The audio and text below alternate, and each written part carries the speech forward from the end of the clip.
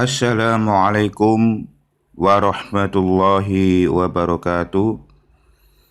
Alhamdulillahirabbil alamin. Wassalatu wassalamu ala asyrafil anbiya'i wal mursalin wa ala alihi wa ashabihi ajmain. Anak-anakku sekalian, mudah-mudahan hari ini kita dalam keadaan sehat walafiat dalam mengikuti kegiatan belajar mengajar secara daring. Anak-anakku sekalian, di pertemuan sebelumnya kita sudah membahas Quran surat Al-Isra ayat 32 beserta penjelasannya. Hari ini, di pertemuan hari ini, kita membahas tentang surat An-Nur atau surat ke-24 ayat 2. Sebelum Pak Guru melanjutkan materi ini, alangkah baiknya anak-anak mengisi absensi di Google Classroom agar anak-anak mendapatkan nilai tambahan dari Pak Guru. Langsung saja. A'udzu billahi minasy syaithanir rajim. Bismillahirrahmanirrahim. Az-zaniyatu waz-zani fajlidu kulla wahidin minhuma mi'ata jaldah wa la ta'khudkum bihima ra'fatun fi dinillahi in kuntum tu'minuna billahi wal yawmil akhir wal yashhad a'dzabahuma ta'ifatum minal mu'minin. Terjemahannya, perempuan yang berzina dan laki-laki yang berzina, maka deralah tiap-tiap seorang dari keduanya 100 kali dera. Dan janganlah belas kasihan kepada keduanya mencegah kamu untuk menjalankan agama Allah, jika kamu beriman kepada Allah dan hari akhirat. Dan hendaklah pelaksanaan hukuman mereka disaksikan oleh sekumpulan orang-orang yang beriman. Kemudian terjemahan secara lafziyah, Pak Guru di sini akan menjelaskan beberapa lafaz yang sudah Pak Guru bacakan sebelumnya. Fajlidu, maka deralah, mi'ata jaldatin 100 kali dera, wala ta'khudkum, janganlah mencegah, ra'fatun, belas kasihan, wal yashhad 'adzabahuma, hendaklah hukuman mereka disaksikan, ta'ifatun, sebagian. Silakan diingat-ingat terjemahan lafziyah yang sudah Pak Guru bacakan tadi. Mudah-mudahan nanti bisa masuk di ujian. Kemudian penjelasannya, surat An-Nur ayat 2. Menurut hukum Islam, pelaku perzinahan dikenai hukuman sesuai dengan kondisi pelakunya, sesuai dengan syariat Islam. Ayat ini menjelaskan tentang hukuman-hukuman bagi penzina, baik yang dilakukan oleh muhson. Muhson ini bisa disebut dengan perempuan atau laki-laki yang sudah menikah dan bersebadan. dan ghairu muhson, ya. Maksudnya adalah perempuan atau laki-laki yang belum menikah. Jadi hukuman-hukuman bagi pezina baik yang muhson maupun ghairu muhson. Muhson itu apa? Perempuan atau laki-laki yang sudah menikah dan bersebadan. Sedangkan ghairu muhson, perempuan atau laki-laki yang belum menikah. Ya. Kemudian az-zaniyah atau perempuan yang berzina dan az-zani, ya, atau laki-laki yang berzina yang sudah akil balik, merdeka dan tidak muhson, didera 100 kali dera sebagai hukumannya. Jadi yang tidak muhson, ya, orang yang sudah dikatakan akil balik, pezina yang dikatakan akil balik, merdeka dan tidak muhson, maka hukumannya adalah 100 kali dera, ya, atau 100 kali pukulan. Dan hukuman bagi pelaku zina muhson dirajam atau dilempar batu hingga meninggal dunia. Jadi perlakuan hukuman bagi pezina ghairu muhson dan muhson itu berbeda. Kalau tadi yang ghairu muhson atau tidak muhson, itu hukumannya adalah 100 kali dera atau cambukan. Kemudian kepada pezina muhson itu dirajam atau dilempar batu hingga meninggal dunia. Jadi hukumannya seperti itu bagi zina muhson.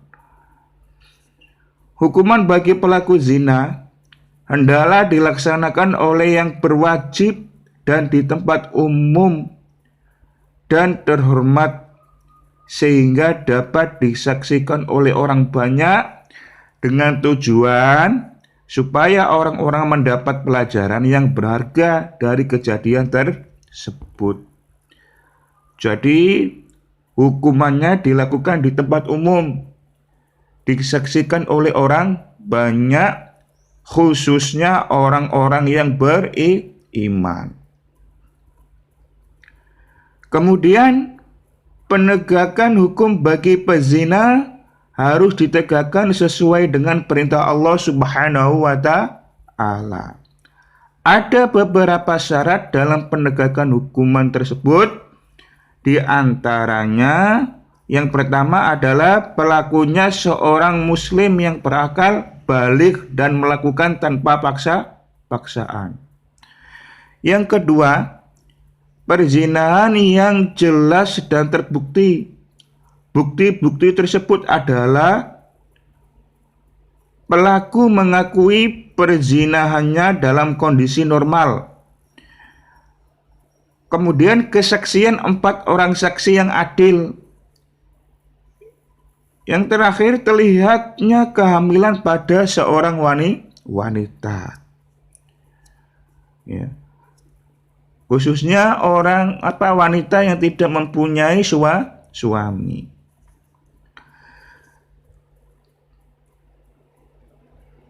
Syarat penegakan hukum yang terakhir adalah pelaku tidak menarik kembali pengakuannya.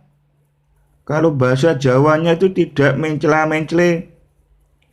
Kalau sudah mengakui perbuatannya, tidak boleh meralat lagi penjelasannya. Kemudian ada hadis Rasulullah Shallallahu Alaihi Wasallam. Rasulullah Shallallahu Alaihi Wasallam bersabda, "Iyyakum wazzani fa inna fihi arba'u hisalin. Yadhabul baha'u 'anil wajhi wa yaqta'uz rizqa wa yushitur rahmana wa yujibul huluda finnar." Yang artinya, jauhilah zina karena di dalam zina ada 4 perkara. Menghilangkan kewibawaan wajah, memutuskan rezeki, membuat murka Allah dan menyebabkan kekal di neraka. Hadis riwayat At-Tabrani dalam Mu'jam Al-Awsat dari Ibnu Abbas. Ya, jadi hadis ini dari Ibnu Abbas. Anak-anakku sekalian, hadis tersebut menjelaskan bahwa akibat dari perbuatan zina itu ada 4 perkara. Yang pertama adalah menghilangkan kewibawaan wajah. Maksudnya adalah orang itu sudah tidak dipercayai orang lagi. Kepribadiannya sudah jelek di mata masyarakat, atau perilakunya bisa dikatakan jelek di mata masyarakat. Yang kedua adalah memutus rezeki. Memutus rezeki di sini maksudnya adalah apa? Untuk mendapatkan rezeki itu susah. Mau kerja ke sana ke sini karena sudah tidak dipercaya oleh orang, karena perilakunya buruk, maka rezekinya bisa terputus akibat dari perbuatan zina. Yang ketiga, membuat murka Allah. Allah murka terhadap orang-orang yang berbuat zina. Kemudian yang terakhir, menyebabkan kekal di neraka. Karena murkanya Allah tadi, maka Allah menyediakan bagi orang-orang yang berbuat zina, yaitu neraka yang kekal di dalamnya. Anak-anakku sekalian, mudah-mudahan kita bisa mengambil pelajaran dari materi ini agar kita benar-benar menjauhi perbuatan zina. Baik itu mulai dari zina mata, zina hati, zina tangan, ya, dan seluruh anggota badan kita yang sekiranya berpotensi berbuat zina, maka kita harus jauhi atau kendalikan dari hal-hal yang mengarah kepada perbuatan zina. Yang terakhir, mari kita tutup dengan bacaan hamdalah. Mudah-mudahan materi ini bermanfaat bagi anak-anak semua dan khususnya Pak Guru sendiri. Jangan lupa selalu membaca referensi-referensi yang berkenaan dengan materi-materi yang sudah kita pelajari. Baik itu lewat kitab-kitab fikih, atau kitab-kitab hadis, atau kitab-kitab Al-Quran yang ada tafsirannya. Kemudian jangan lupa jaga kesehatan, terus semangat untuk belajar agar kita selalu menjadi orang-orang yang bermanfaat di masa pandemi ini. Walakhir, wassalamualaikum warahmatullahi wabarakatuh.